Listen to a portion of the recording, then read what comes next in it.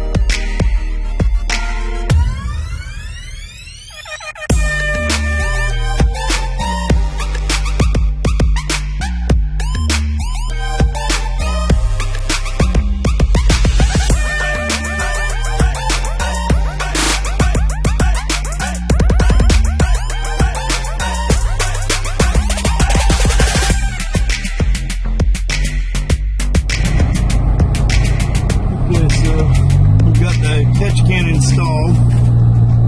We're going to take it for a drive around the block, make sure we got no check engine or nothing, no vacuum leaks. It seems to be just fine, and that bracket I made has enough wiggle room to it where it vibrates with the motor, so obviously the car's still got to warm up just a hair, but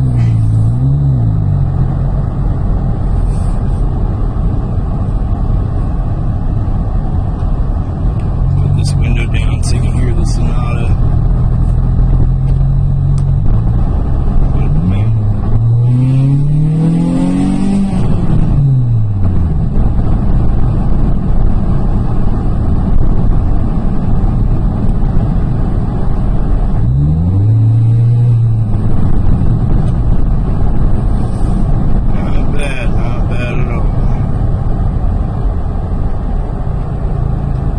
Does pretty damn good for a Sonata, for a Hyundai.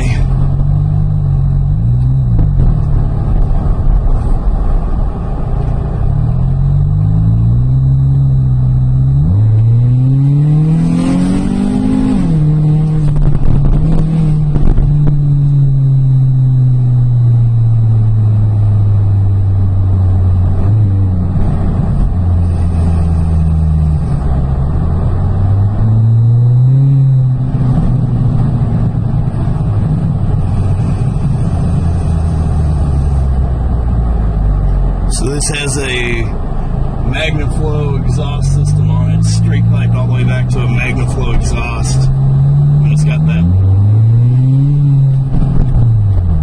K&N air intake on it, Typhoon air intake. It's got the,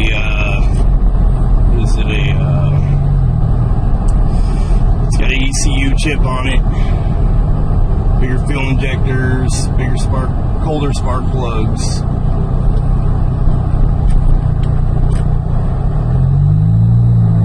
Got a throttle body spacer on it.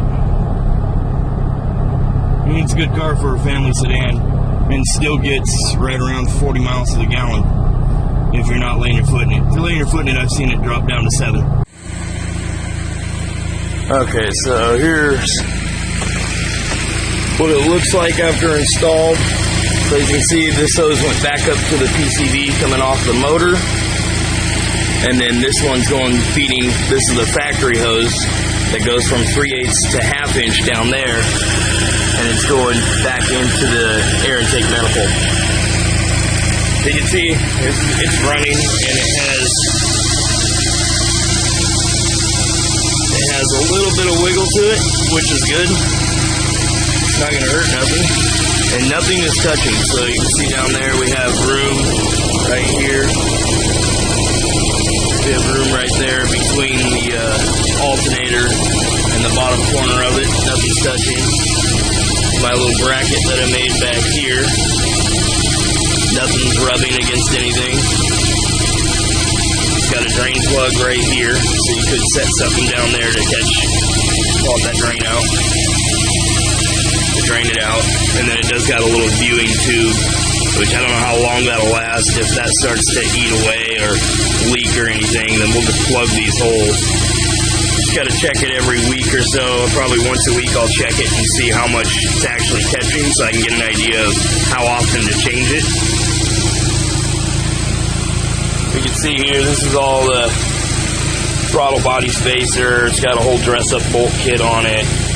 It's had the big 3 done on it, so you got your ground off the battery.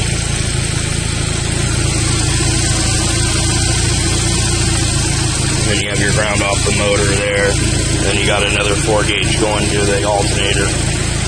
Get the Typhoon air intake. It's got a MagnaFlow exhaust system on it. It's all straight pipe to a MagnaFlow.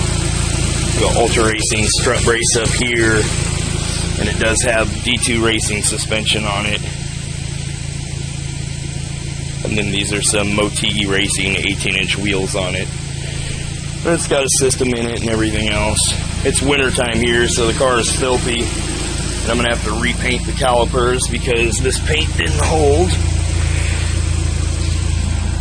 So we're going to try some different paint on the calipers. think that was this stuff right here. This VHT caliper paint. That shit is garbage. To find something better. So anyway, thanks for watching the video. This car looks like. So that's how you install an oil catch can. And the purpose of it is to get rid of all that gunk that's coming out of the blow-by on the PCV valve, your positive crank ventilation. Every vehicle should probably have one on it, in my opinion. So minus the dirt, here's what the car looks like. I've done a custom grill on it as well. So it's a wire mesh grill, stainless steel that I plasti dipped. It's got hella horns on it. That's what those are inside there. I think you can see them kind of. But it does have a lower grill as well. These cars just have a plastic bar that goes across this wire grill. Snaps in and bolts down back there. This was a set. You can find it on Amazon. And all the chrome has been plasti dipped. So anyway, there's plenty of videos of the car on my YouTube channel if you want to scroll through some more of the videos. How to install the suspension, the intake, everything else. Anyways, thanks for watching. Hope you enjoyed the video. Hope you learned something. Have a good day.